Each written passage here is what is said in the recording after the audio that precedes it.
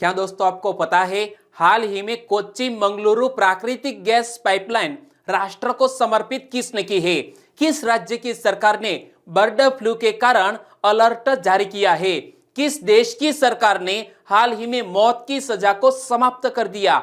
ऐसे ही 15 बड़ी खबरों को कवर करते हुए हमने आज का बोले तो 5 जनवरी 2021 का करंट अफेयर का वीडियो तैयार किया है।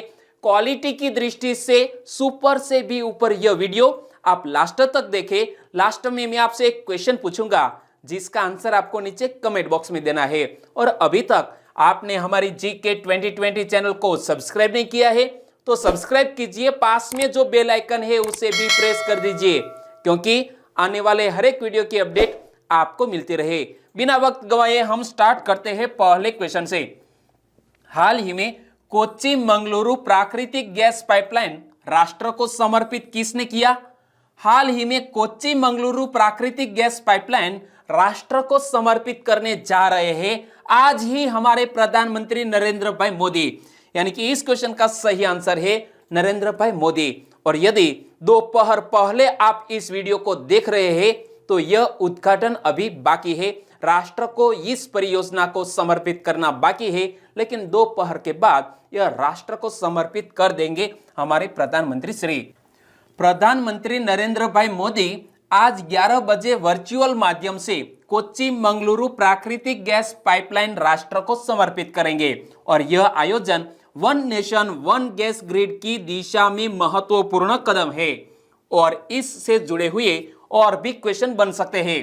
कोच्चि मंगलुरु प्राकृतिक गैस पाइपलाइन की लंबाई कितने किलोमीटर है? 450 किलोमीटर। कोच्चि मंगलुरु प्राकृतिक गैस पाइपलाइन का निर्माण किसने किया है? गेल इंडिया लिमिटेड ने। किसने? गेल इंडिया लिमिटेड ने इस परियोजना का निर्माण कार्य किया है। और इसकी परिवहन क्षमता कितनी है? प्रतिदिन 1 crore 20 lakh million metric tonne standard cubic metre प्रतिदिन इसकी परिवहन क्षमता है। और जब इसका निर्माण कार्य किया है गेल ने, तो गेल की स्थापना कब हुई? अगस्त 1984 में। गेल के वर्तमान सीईओ कौन है? मनोज जैन। इमेज में आप देख सकते हैं। और गेल का हेडक्वार्टर नई दिल्ली में स्थित है। तो दोस्तों इसी तरह हर क्वेश्चन से जुड़े इंपॉर्टेंट फैक्ट मैं आपके सामने रखता हूं। हमारा यह तरीका आपको अच्छा लगता है? लाइक करना मत भूलिएगा, चैनल को सब्सक्राइब करना मत भूलिएगा। दूसरा क्वेश्चन है आपकी स्क्रीन पर। 1906 में बंगाली साप्ताहिक युगांतर का प्रकाशन किसने प्रारंभ किया था? युगांतर नामक एक बंगाली साप्ताहिक का प्रकाशन प्रारंभ किया था बारिंद्र कुमार घोष ने 1906 में। यानी कि इस क्वेश्चन का सही आंसर है ऑप्शन बी, बारिंद्र कुमार घोष। और पहले तो आपको लगता होगा कि यह हिस्ट्री से जुड़ा हुआ क्वेश्चन है। नहीं दोस्तों, यह करंट अफेयर का क्वेश्चन है क्योंकि बारिंद्र कुमार घोष का जन्म आज ही 5 जनवरी को हुआ था। कब? 1880 में। और इसीलिए इस क्रांतिकारी को हमने आज याद किया है, बारिंद्र कुमार घोष को। बारिंद्र कुमार घोष का जन्म कहां हुआ था? लंदन के पास क्रॉयडन नामक कस्बे में हुआ था। और पिता का नाम क्या था? कृष्णनाथन घोष। और वे एक नामी चिकित्सक व प्रतिष्ठित जिला सर्जन थे। और माता का नाम क्या था? देवी स्वर्णलता। वे एक प्रसिद्ध समाज सुधारक थे। और उनके बेटे बारिंद्र कुमार घोष। और बारिंद्र कुमार घोष भारत के प्रसिद्ध स्वतंत्रता सेनानी तथा पत्रकार थे। वे आध्यात्मवादी अरविंद घोष के छोटे भाई थे। अरविंद घोष के छोटे भाई थे बारिंद्र कुमार घोष। और बंगाल में क्रांतिकारी विचारधारा को फैलाने का श्रेय किसको जाता है? बारिंद्र कुमार घोष और भूपेंद्र नाथ दत्त को बंगाल में क्रांतिकारी विचारधारा को फैलाने का श्रेय जाता है। और यह भूपेंद्र नाथ दत्त बोले तो हमारे स्वामी विवेकानंद जी के छोटे भाई। और बारिंद्र कुमार घोष ने 1905 में क्रांति से संबंधित भवानी मंदिर नामक पहली किताब लिखी थी। एग्जामिनेशन में यदि क्वेश्चन पूछ लिया जाए कि भवानी मंदिर नामक पहली किताब किसने लिखी थी? बारिंद्र कुमार घोष ने। और बारिंद्र कुमार घोष ने दूसरी पुस्तक वर्तमान रणनीति, जिसे अक्टूबर 1907 में अविनाश चंद्र भट्टाचार्य ने प्रकाशित किया था। और स्वदेशी आंदोलन के परिणाम स्वरूप बारिंद्र कुमार घोष ने क्रांतिकारी विचारों का प्रचार करने के लिए 1906 में बंगाली साप्ताहिक युगांतर का प्रकाशन प्रारंभ किया था, जहां से हमने यह क्वेश्चन सेट किया है।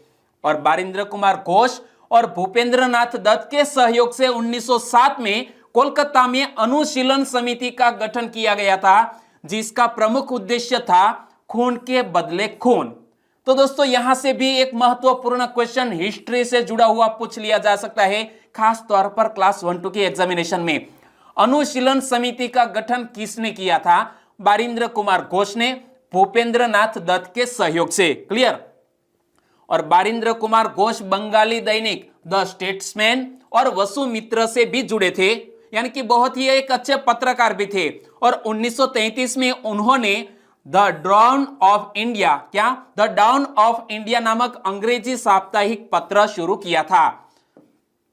तीसरा क्वेश्चन, निम्न में से किस नदी पर शाहपुर कंडी डैम का निर्माण कार्य शुरू हो गया है? शाहपुर कंडी डैम का निर्माण कार्य कोविड-19 के कारण बंद था, लेकिन हाल ही में यह कार्य शुरू हो गया है। और यह शाहपुर कंडी डैम का निर्माण कार्य किया जा रहा है रावी नदी पर, यानी कि इस क्वेश्चन का सही आंसर है रावी नदी पर। यहां आप इमेज में देख सकते हैं, यह कार्य निर्माणाधीन है, यानी कि शुरू हो गया है। कोविड-19 के बाद फिर से रावी के बहाव को नियंत्रित करने के लिए बनाया जा रहा शाहपुर कंडी डैम का निर्माण कार्य शुरू हो गया है। और शाहपुर कंडी डैम परियोजना जम्मू कश्मीर की 80% भूमि पर बनाया जा रहा है, यानी कि जम्मू कश्मीर की 80% भूमि का उपयोग किया जाएगा और पंजाब की 20% भूमि का उपयोग किया जाएगा। और इनसे जुड़े हुए और भी क्वेश्चन है, जैसा कि इस डैम पर रावी के पानी को रोककर कब तक झील बन जाएगी? तो यह बन जाने की संभावना है 2022 तक यह रावी नदी के पानी को रोककर एक बहुत बड़ी झील का निर्माण किया जाएगा। और 2793 करोड़ रुपए के इस प्रोजेक्ट को पूरा करने के लिए केंद्र सरकार ने 485.38 करोड़ रुपए की मदद भी कर रही है। लेकिन रावी नदी पर बने रंजीत सागर बांध से कितने मेगावाट अतिरिक्त बिजली पैदा होगी? तो तकरीबन 206 मेगावाट हरित ऊर्जा पैदा होगी यहां पर। परियोजना से सालाना कितने रुपए का सिंचाई और बिजली का लाभ होगा? 852.73 करोड़ रुपए का लाभ प्रति वर्ष होगा। और पंजाब और जम्मू कश्मीर राज्य को भी सिंचाई और बिजली के रूप में लाभ मिल सकेगा। सिंचाई और बिजली के रूप में लाभ मिल सकेगा किन किन राज्यों को? पंजाब और जम्मू कश्मीर, हमारा जो नया केंद्र शासित प्रदेश है वो। और जब बात करते हैं दोस्तों रावी नदी की, तो इनसे जुड़ा हुआ एक और क्वेश्चन सुर्खियों में आया था। हमारे बॉर्डर रोड ऑर्गेनाइजेशन ने 484 मीटर लंबे एक नए स्थायी पुल का निर्माण किस नदी पर किया है? तो हमारे बॉर्डर रोड ऑर्गेनाइजेशन ने रावी नदी पर 484 मीटर लंबे एक स्थायी पुल का निर्माण किया, यानी कि तब भी मैंने आपको रावी नदी के बारे में डिटेल में बताया था। चलिए रिवाइज कर ले। रावी नदी यह सिंधु नदी की सहायक नदी है। किस नदी की? सिंधु नदी की। और रावी नदी हिमाचल प्रदेश के कांगड़ा जिले में रोहतांग दर्रे से निकलती है। पंजाब के पठानकोट जिले में रावी नदी पर थीन बांध बनाया गया है। कौन सा? थीन बांध। किस नदी पर? रावी नदी पर। और इसको रणजीत सागर बांध के नाम से भी जाना जाता है। इमेज में आप देख सकते हैं। चौथा क्वेश्चन, निम्न में से किस देश ने कैबिनेट से छीनकर राष्ट्रपति को सैन्य निर्णयों का अधिकार दिया? कैबिनेट से छीनकर राष्ट्रपति को सैन्य निर्णयों लेने का अधिकार हाल ही में हमारे पड़ोसी देश चीन देश ने दिया है, यानी कि इस क्वेश्चन का सही आंसर है चीन। चीन ने राष्ट्रीय रक्षा कानून संशोधित किया है।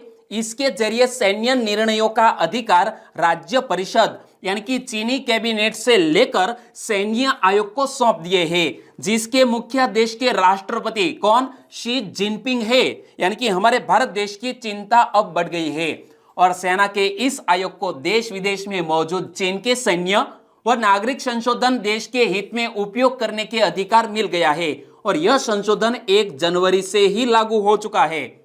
चीन की महत्वाकांक्षा यह है कि वह 2027 तक अमेरिका के समकक्ष आधुनिकतम सैन्य ताकत बने, यानी कि वो सबसे शक्तिशाली सैन्य बनाना चाहता है 2027 तक। और 2027 क्यों? क्योंकि उसी वर्ष में पीपल्स लिबरेशन आर्मी, जो कि वर्तमान में जो सत्ता में है, PLA की स्थापना के 100 वर्ष पूरे हो जाएंगे और तब वो बनेगा विश्व की सबसे शक्तिशाली सेना वाला देश। पांचवा क्वेश्चन, निम्न में से किस मुगल शासक का बचपन का नाम खुर्रम था? क्या हिस्ट्री का क्वेश्चन? नहीं दोस्तों, यह जो मुगल शासक है उनका बचपन का नाम खुर्रम था, उनका आज जन्म दिवस है। और खुर्रम बोले तो शाहजहां, यानी कि इस क्वेश्चन का सही आंसर है शाहजहां, ऑप्शन डी।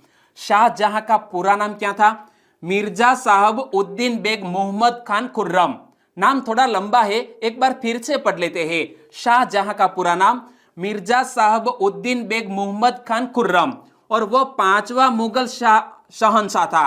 और शाहजहां अपनी न्यायप्रियता और वैभव विलास के कारण अपने काल में बड़ा लोकप्रिय रहा। और शाहजहां का जन्म जोधपुर के शासक राजा उदय सिंह की पुत्री जगत गोसाई यानी कि जोधाबाई के गर्भ से 5 जनवरी 1592 में लाहौर में हुआ था। जन्म कहां पर हुआ? लाहौर में। और 1627 में अपने पिता सम्राट जहांगीर की मृत्यु होने के बाद वह गद्दी पर बैठा। ओके, आगे बात करें तो उसका विवाह 20 वर्ष की आयु में नूरजहां के भाई आसफ खां की पुत्री जिसका नाम है आरजूमंद बानो से सन 1611 में हुआ था। और वहीं बाद में जो यह आरजूमंद बानो है, वहीं बाद में मुमताज महल के नाम से उनका नाम फेमस हुआ। ओके, और वो बन गई है शाहजहां की बेगम। 1631 में प्रसव पीड़ा के कारण मुमताज महल की मृत्यु हो गई थी और आगरा में उसके शव को दफनाकर उसकी याद में संसार की प्रसिद्ध ताजमहल का निर्माण किया गया। इमेज में देख सकते हैं, मुमताज महल की याद में यह ताजमहल का निर्माण किया गया है। तो मैं आपसे एक क्वेश्चन पूछना चाहूंगा कि ताजमहल में यहां गेट पर एक सेंटेंस लिखा है, वो सेंटेंस क्या है? आप नीचे कमेंट बॉक्स में जरूर बताना। और शाहजहां के शासन की सबसे बड़ी देन उसके द्वारा निर्मित सुंदर, विशाल और भव्य भवन है। यानी कि यह जो शिल्प कला के मामले में दोस्तों शाहजहां का जो कार्यकाल है जो सुवर्णकाल माना जाता है। छठा क्वेश्चन, हाल ही में अनिल पनाचूरन का निधन हो गया। वे किस भाषा के मशहूर कवि थे? इमेज में देख सकते हैं, अनिल पनाचूरन 55 साल की आयु में जिसका निधन हो गया, वो एक जाने माने मलयालम भाषा के मशहूर कवि थे। यानी कि इस क्वेश्चन का सही आंसर है मलयालम। मलयालम के मशहूर कवि एवं गीतकार अनिल पनाचूरन का दिल का दौरा पड़ने के कारण निधन हो गया था। कोरोना वायरस संक्रमित पाए जाने के बाद पनाचूरन का कोल्लम जिले के अस्पताल में उपचार चल रहा था और बाद में हार्ट अटैक की वजह से उनका निधन हो गया। और अनिल पनाचूरन को कई फिल्मों में लिखे गए शानदार गीतों के लिए जाना जाता है। उनकी लिखी गई कई कविताएं केरल वासियों के बीच खासी लोकप्रिय भी है। और जब बात करते हैं दोस्तों मलयालम भाषा की, तो मलयालम भाषा के एक जाने माने लेखक दोस्तों, उनको हमारे साहित्य का सर्वोच्च पुरस्कार यानी कि ज्ञानपीठ पुरस्कार प्राप्त हुआ था। तो यह मलयाली लेखक कौन थे? यदि आपको याद है तो नीचे कमेंट बॉक्स में बताना। और 2019 की बात करें पिछले साल की, तो पिछले साल मलयालम भाषा के एक जाने माने कवि जिसका नाम है अक्कीतम अच्युतन नंबूदिरी को 55वें ज्ञानपीठ पुरस्कार से सम्मानित किया गया और बाद में उनका निधन भी हो गया है। और यह देश का साहित्य का सर्वोच्च पुरस्कार है। कौन सा? यह ज्ञानपीठ पुरस्कार। और मलयालम साहित्य के लिए ज्ञानपीठ पुरस्कार पाने वाले अक्कीतम 6ठे लेखक है। 7वां क्वेश्चन, हाल ही में किस राज्य की सरकार ने बर्ड फ्लू का अलर्ट जारी कर दिया है? बर्ड फ्लू के कारण अपने राज्य में अलर्ट जारी कर दिया है राजस्थान की सरकार ने। यानी कि इस क्वेश्चन का सही आंसर है राजस्थान। और राजस्थान राज्य के झालावाड़ जिले के प्रसिद्ध जल महल में 7 मृत कौवे मिलने से राज्य में अब तक मृत कौवे की तादाद 252 हो गई है। उसके बाद उनके सैंपल जांच के लिए भोपाल के national institute of high security animal disease भेजे गए और वहां पर इनका परीक्षण किया जाएगा कि कौवे की मौत आखिर किन कारण से हुई है। अभी तक रिपोर्ट नहीं आई है, रिपोर्ट आना बाकी है। और राजस्थान के झालावाड़ व जयपुर सहित अन्य जिलों में बड़ी तादाद में कौवे की मौत में खतरनाक वायरस की पुष्टि के बाद सरकार ने बर्ड फ्लू का अलर्ट जारी कर दिया है। और पशुपालन विभाग ने राज्य स्तरीय एवं नियंत्रण कक्ष की स्थापना की है और अपनी टीमों को प्रभावित जिलों में कारगर निगरानी के लिए भेजा है। क्योंकि इस तरह का कदम इसलिए उठाया गया है कि यहां कोरोना वायरस जैसी कोई और बीमारी पैदा न हो जाए, इसके लिए टीम अलर्ट हो गई है। और हाल ही में दोस्तों जब राजस्थान राज्य की बात करते हैं तो राजस्थान राज्य से जुड़ा हुआ एक यूनिक वीडियो हमारी चैनल पर अवेलेबल है। उनमें 2020 में राजस्थान कौन कौन सी घटनाओं के कारण हाईलाइट में रहा, इस वीडियो में मैंने आपको बताया है। यदि आपने नहीं देखा है तो देख लीजिएगा। 8वां क्वेश्चन, निम्न में से किस क्रिकेटर का जन्म मध्य प्रदेश के भोपाल के नवाब परिवार में हुआ था? एक जाने माने पूर्व क्रिकेटर, वो हमारे भारत देश के बहुत ही अच्छे क्रिकेटर थे, लेकिन साथ साथ वो भोपाल के नवाब परिवार के बेटे थे और उनका आज जन्म दिवस है। नाम है मंसूर अली खां पतौदी। यानी कि इस क्वेश्चन का सही आंसर है ऑप्शन बी, मंसूर अली खां पतौदी। इमेज में आप देख सकते हैं मंसूर अली खां पतौदी, उनको नवाब पटौदी और टाइगर पटौदी के नाम से भी जाना जाता है। और मंसूर अली खां पतौदी का जन्म 5 जनवरी 1941 को भोपाल के नवाब परिवार में हुआ था। यानी कि आज है 5 जनवरी, यानी कि हमारे यह पूर्व क्रिकेटर का आज जन्म दिवस। वे भारतीय क्रिकेट टीम के पूर्व कप्तान और महान खिलाड़ी थे। उन्होंने अंतरराष्ट्रीय क्रिकेट करियर शुरू किया तो 20 साल की उम्र में एक कार दुर्घटना में उनकी दाहिनी आंख की रोशनी चली गई और एक आंख से कैसे खेल सकते हैं उनके बारे में उन्होंने डीपली अभ्यास किया। काफी कड़ी मेहनत के बाद वो एक अच्छे बल्लेबाज फिर भी बने, एक आंख की रोशनी गंवाने के बाद भी। मंसूर अली खां पतौदी ने इसके बावजूद क्रिकेट की अपनी विरासत न सिर्फ बरकरार रखी बल्कि भारतीय क्रिकेट को भी नई ऊंचाइयां दी। और उनके विवाह की बात करें, पतौदी ने शर्मिला टैगोर से शादी करने का फैसला 25 जुलाई 1966 को लंदन में लिया था। उनका बेटा बॉलीवुड अभिनेता सैफ अली खान, आपने कई फिल्मों में देखा होगा, और एक अभिनेत्री सोहा अली खान, उनके यह संतान, और उनकी एक बेटी सबा अली खान ज्वेलरी डिजाइनर है।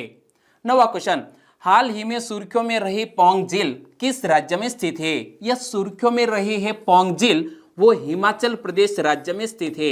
यानी कि इस क्वेश्चन का सही आंसर है हिमाचल प्रदेश। लेकिन यह पौंग झील सुर्खियों में क्यों रही? बर्ड फ्लू जैसी ही घटना यहां सामने आई है। जैसा कि हमने पिछले क्वेश्चन में देखा, पौंग झील क्षेत्र में रहस्यमय ढंग से करीब 1200 प्रवासी पक्षियों के मृत पाए जाने के बाद डीसी कांगड़ा ने फतेहपुर, जवाली और देहरा के एसडीएम को अलर्ट कर दिया है। और अभी तक सिर्फ प्रवासी पक्षियों की ही मौत हुई है।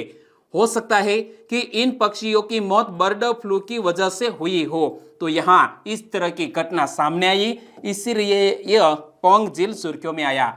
और पौंग झील के किनारे 1 किलोमीटर तक के एरिया को मानव गतिविधियों के लिए प्रतिबंधित किया गया है।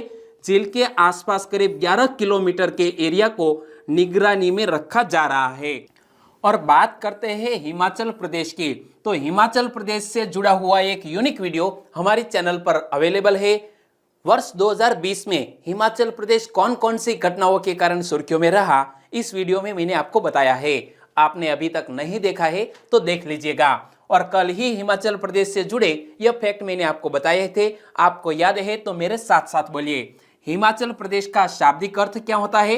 बर्फीले पहाड़ों का प्रांत। और हिमाचल प्रदेश की 2 कैपिटल है, एक है शिमला और दूसरी कैपिटल का नाम है धर्मशाला। हिमाचल प्रदेश के राज्यपाल कौन है? बंडारू दत्तात्रेय। और हिमाचल प्रदेश के मुख्यमंत्री है जयराम ठाकुर। 10वां क्वेश्चन, निम्न में से कौन सी वैक्सीन डीएनए प्लेटफॉर्म पर बनाई जा रही है? देश में एक डीएनए प्लेटफॉर्म पर एक कोविड-19 वैक्सीन बनाई जा रही है और इस वैक्सीन का नाम है जाइकोव डी। क्या? जाइकोव डी। और इस वैक्सीन को किसने विकसित किया है उनके बारे में भी मैं आपको बताऊंगा। तो देखो, ZyCoV D Cadila health care की वैक्सीन डीएनए प्लेटफॉर्म पर बनाई जा रही है और इसका नाम है जाइकोव डी। और इसके लिए कैडिला ने बायोटेक्नोलॉजी विभाग के साथ सहयोग किया है और इसके तीसरे चरण का क्लिनिकल परीक्षण भी हाल ही में जारी है।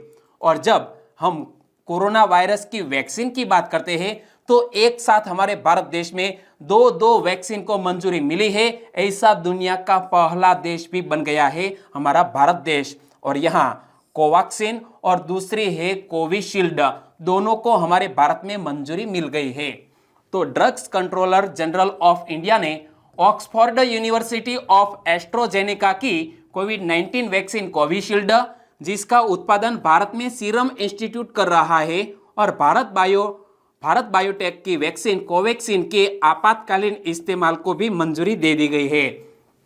11वां क्वेश्चन, सुर्खियों में रहे अंतरराष्ट्रीय वित्तीय सेवा केंद्र प्राधिकरण, शॉर्ट में बोले तो IFSCA का मुख्यालय किस शहर में स्थित है? गुजरात की कैपिटल गांधीनगर में IFSCA का हेडक्वार्टर स्थित है। और पिछले साल ही यह क्वेश्चन मैंने आपको बताया था, लेकिन हाल ही में सुर्खियों में क्यों आया वो जानने से पहले हम इसका पूर्ण स्वरूप भी पढ़ लेते हैं। IFSCA, इसका पूर्ण स्वरूप क्या होता है? International financial services centre authority, Hindi में कहे तो अंतरराष्ट्रीय वित्त सेवा केंद्र प्राधिकरण। और IOSCO का पूर्ण स्वरूप क्या होता है? International organisation of securities commission, IOSCO का पूर्ण नाम, हिंदी में कहे तो अंतरराष्ट्रीय प्रतिभूति संगठन। और हाल ही में IFSCA अब IOSCO का सहयोगी सदस्य बन गया है, इसीलिए यह क्वेश्चन सुर्खियों में आया। और ISOCO का मुख्यालय कहां पर स्थित है? स्पेन के मैड्रिड में। IOSCO दुनिया के प्रतिभूति नियामकों का अंतरराष्ट्रीय संगठन है, जो दुनिया के 95% से अधिक प्रतिभूति बाजारों को कवर करता है, और यह प्रतिभूति क्षेत्र के लिए वैश्विक मानक सेंटर भी है। और जब बात करते हैं यह महत्वपूर्ण, जो हमने पिछले साल ही इसका स्थापना की थी, तो अंतरराष्ट्रीय वित्तीय सेवा केंद्र प्राधिकरण का मुख्यालय कहां स्थापित किया जाएगा? गांधीनगर में स्थापित किया जाएगा। और अंतरराष्ट्रीय वित्तीय सेवा केंद्र प्राधिकरण के कुछ पैटर्न की बात करें तो इसमें कौन कौन शामिल होंगे? तो इस प्राधिकरण की स्थापना एक अधिसूचना के माध्यम से की गई है। इस प्राधिकरण भारत में अंतरराष्ट्रीय वित्तीय सेवा केंद्रों में वित्तीय बाजारों को विनियमित करेगा। इस प्राधिकरण का मुख्य कार्य वित्तीय उत्पादों को विनियमित करना है। अंतरराष्ट्रीय वित्तीय सेवा केंद्र प्राधिकरण में कौन कौन शामिल होंगे? तो इस प्राधिकरण में 9 सदस्य हैं, जिन्हें भारत सरकार द्वारा नियुक्त किया जाता है। सदस्यों का कार्यकाल कितने वर्ष का होगा? 3 वर्ष का होगा। और सदस्यों में अध्यक्ष, वित्त मंत्रालय के 2 सदस्य, RBI, SA यानी कि सेबी, IRDAI और PFRDA के एक सदस्य, और खोज समिति की सिफारिश के आधार पर 2 सदस्य शामिल होते हैं। इसी तरह 9 सदस्यों से बनेगा हमारा अंतरराष्ट्रीय वित्तीय सेवा केंद्र प्राधिकरण। और IFSCA के पहले चेयरमैन कौन होंगे? तो इसका हमारा सही आंसर है इंजेती श्रीनिवासन, IFSCA के पहले चेयरमैन होंगे। 12वां क्वेश्चन, पाकिस्तान सरकार किस शहर में स्थित राज कपूर और दिलीप कुमार के घरों को खरीदेगी? हमारे भारत देश के जाने माने 2 अभिनेता राज कपूर और दिलीप कुमार, वो उनका जो पुराना घर है पेशावर में, वो पाकिस्तान सरकार खरीदेगी। यानी कि इस क्वेश्चन का सही आंसर है पेशावर। इमेज में देख सकते हैं राज कपूर और दिलीप कुमार को। तो पाकिस्तान सरकार ने पेशावर में स्थित बॉलीवुड अभिनेता राज कपूर और दिलीप कुमार के पैतृक घरों को खरीदने के लिए 2.35 करोड़ रुपए जारी करने की मंजूरी दी। और इन घरों को खरीदने के बाद इन्हें संग्रहालय में परिवर्तित किया जाएगा। 13वां क्वेश्चन, 2020 में आकाशवाणी और दूरदर्शन के कार्यक्रमों को देखने और सुनने वालों में दूसरे स्थान पर कौन रहा? 2020 में आकाशवाणी और दूरदर्शन के कार्यक्रमों को देखने और सुनने वालों में दूसरे स्थान पर रहा है हमारा पड़ोसी मुल्क पाकिस्तान। यानी कि इस क्वेश्चन का सही आंसर है पाकिस्तान। 2020 में घरेलू श्रोताओं और दर्शकों के अलावा आकाशवाणी और दूरदर्शन के कार्यक्रमों को देखने और सुनने वालों में पाकिस्तान दूसरे स्थान पर है, और संयुक्त राज्य अमेरिका भी इसके आसपास है। और जब बात करें पाकिस्तान की, तो पाकिस्तान की कैपिटल का नाम है इस्लामाबाद। पाकिस्तान के प्रधानमंत्री है इमरान खान, और पाकिस्तान के राष्ट्रपति है आरिफ अलवी, और पाकिस्तान की करेंसी है पाकिस्तानी रुपया। 14वां क्वेश्चन, हाल ही में मौत की सजा को समाप्त करने का निर्णय किसने लिया है? मौत की सजा को समाप्त करने का निर्णय कजाकिस्तान ने लिया है। यानी कि इस क्वेश्चन का सही आंसर है कजाकिस्तान, बोले तो कजाकिस्तान। कजाकिस्तान ने हाल ही में मृत्युदंड की सजा को समाप्त करने का निर्णय लिया है। कजाकिस्तान के राष्ट्रपति कासिम जोमार्ट तोकायेव ने कानून में संसदीय प्रस्ताव पर हस्ताक्षर किए हैं जिसमें मृत्युदंड के उन्मूलन का आह्वान किया गया है। और जब यह कदम उठाया है कजाकिस्तान ने, तो इसकी कैपिटल का नाम है नूर सुल्तान। कजाकिस्तान के वर्तमान राष्ट्रपति कौन है? कासिम जोमार्ट तोकायेव, इमेज में देख सकते हैं। और कजाकिस्तान के प्रधानमंत्री कौन है? अस्कर मामिन, इमेज में आप देख सकते हैं। और कजाकिस्तान में सबसे ऊंचा बिंदु खान तांगीरी शिनजी है, यहां मैप में देख सकते हैं। यहां पर है हमारा भारत, यहां से पाकिस्तान आगे बढ़ते हुए यह है कजाकिस्तान। क्लियर। 15वां क्वेश्चन, भारतीय सेना हाई परफॉर्मेंस पेट्रोल बोट्स निम्न में से किस झील में तैनात करेगी? तो इसी तरह की हाई परफॉर्मेंस पेट्रोल बोट्स हमारी भारतीय सेना तैनात करेगी पेंगोंग त्सो झील में। कहां पर स्थित है? लद्दाख में। भारतीय सेना ने बड़े जल निकायों की निगरानी करने के लिए 12 हाई परफॉर्मेंस पेट्रोल बोट्स की खरीद को अंतिम रूप दे दिया है और इन नावों को पूर्वी लद्दाख में पेंगोंग त्सो झील में तैनात किया जाएगा। इमेज में आप देख सकते हैं, बहुत ही बड़ी झील को, शानदार। और दोस्तों अब बात करते हैं लास्ट वीडियो के क्वेश्चन की। लास्ट वीडियो में मैंने आपसे क्वेश्चन पूछा था, 1848 में पुणे में अपने पति के साथ मिलकर एक विद्यालय की स्थापना किसने की थी? सावित्रीबाई फुले ने पुणे में अपने पति के साथ मिलकर एक विद्यालय की स्थापना की थी। यानी कि इस क्वेश्चन का सही आंसर था सावित्रीबाई फुले। और इस क्वेश्चन का सही आंसर दिया है संजय कुमार चमार, भूमिका बागिया, परमार बालकृष्णा, आर.जे. हंसा, नीलोफर मीर, वाला संजय, मानसी प्रजापति, पिनाकिन चौधरी। इन सभी दोस्तों ने इस क्वेश्चन का सही आंसर दिया। कौतुक कुमार मोवलिया, हरसुख लिंबड़िया, देवी बारैया, लवकुश शाह, भावना तड़वी, संजू आस्था, अपनी यादें फ्रेंड नामक कोई सब्सक्राइबर फ्रेंड है, उनका आंसर भी बिल्कुल सही। रविंद्र आर नीनामा, इन सभी दोस्तों का आंसर बिल्कुल सही। शिल्पा माली, मेर राहुल, पर्वत डामोर, बिट्टू महाला बेबी, एक नाम कोई सब्सक्राइबर फ्रेंड है, आपका आंसर बिल्कुल सही। सोलंकी परेश कुमार, शंकर राठवा, खुशबू राय, हितेश राठवा। इन सभी दोस्तों को सही आंसर देने के लिए बहुत बहुत धन्यवाद। और आज के वीडियो का क्वेश्चन ए रहा स्क्रीन पर, निम्न में से किस कार्यक्रम का उद्देश्य राज्य और केंद्र शासित प्रदेशों के लोगों के बीच आपसी समझ और तालमेल को बढ़ाना है? यहां कार्यक्रम के नाम आपकी स्क्रीन पर, और आपको सही आंसर चुनना है कि किस कार्यक्रम का उद्देश्य राज्य और केंद्र शासित प्रदेशों के लोगों के बीच आपसी समझ और तालमेल को बढ़ाना है। सही आंसर चुनिए और आंसर दीजिए नीचे कमेंट बॉक्स में। एक बार आप लिख देंगे फिर आप उसे कभी नहीं भूलेंगे। और वीडियो वाकई में अच्छा लगा है, कंटेंट क्वालिटी आपको अच्छी लगी है तो लाइक कीजिए और आपके दोस्तों को इस वीडियो की लिंक फेसबुक, व्हाट्सएप या टेलीग्राम के जरिए शेयर कीजिए। बस छोटी सी उम्मीद के साथ आज का वीडियो खत्म करते हैं, फिर मिलेंगे नए करंट अफेयर वीडियो के साथ। तब तक के लिए टेक केयर एंड जय हिंद।